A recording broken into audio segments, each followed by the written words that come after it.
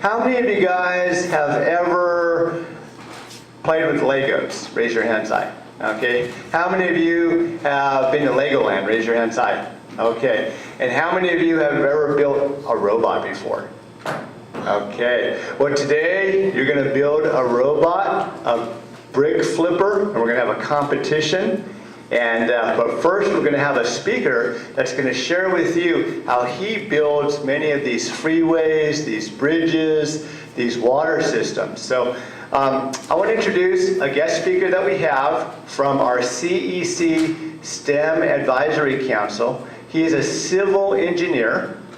When he was your age, in elementary school and middle school, he went to a school here in the Los Angeles area, just like we're at. And then he went on to graduate from college at Cal State LA.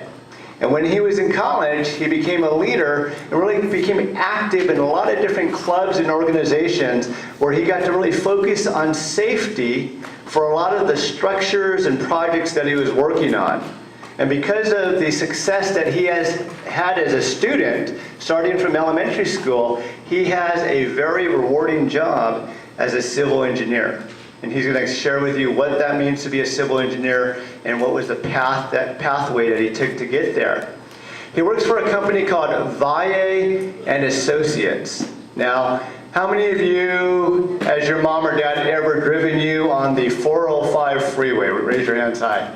Okay, so his firm works on some major projects that we use every day, such as the widening of the 405 freeway.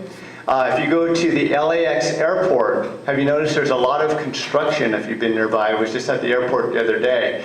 And they're actually building this Crenshaw LAX light rail. He's also worked on bridges. There's the 6th Street bridge replacement. They're actually replacing a bridge. He's also doing the West Side subway extension as well. So, you know, these are all robots. These are all machines. And we're going to be learning about how we can start building those and help build those in the future as well.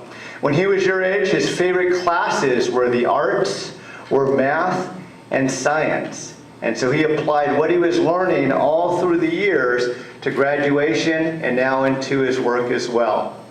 So please help me welcome your civil engineer to share with you about the importance of STEM and then to lead us into robotics, where I'll be introducing you to our robotics team that will be teaching you about building Legos and robotics today and having a competition. Boys and girls, please help me welcome our civil engineer, Mr. Oscar. Good morning, everybody. Thank you for that beautiful introduction. You're welcome. So I'm going to talk to you guys about what I do as a career choice, which is civil engineering, and the choices I made when I was in your shoes, when I was in elementary school, and how that influenced me to pick that career choice. So I'm a civil engineer. How many of you guys know what engineering is? Would you mind telling me what civil engineering is? No? How about you, red shirt? Yeah.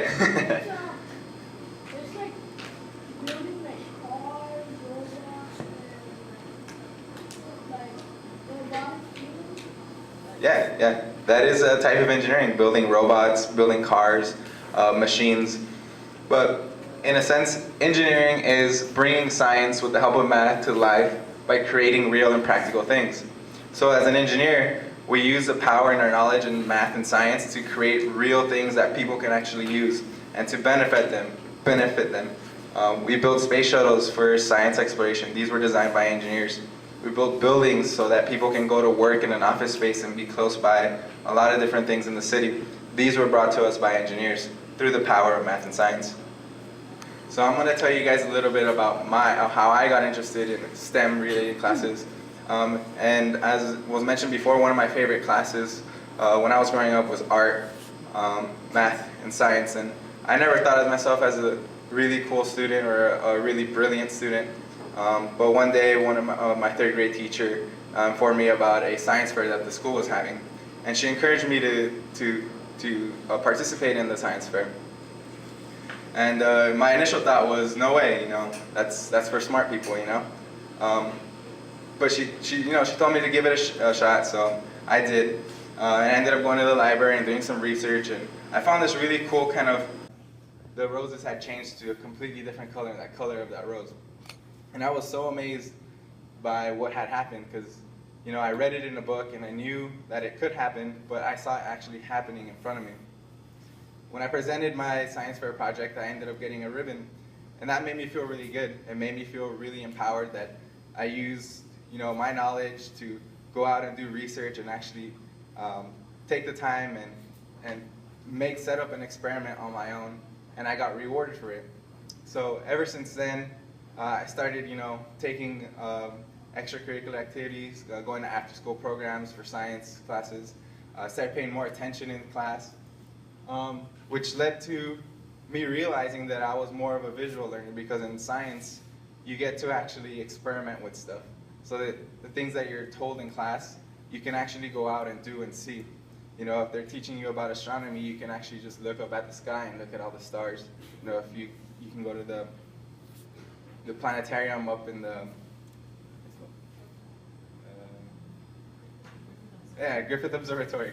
It's a free museum. You just go out there and you just hang out and see what's out there.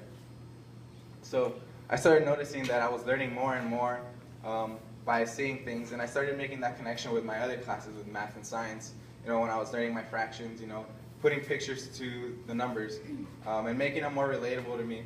And I feel that's how I started getting more involved, and that carried on with me through middle school and high school.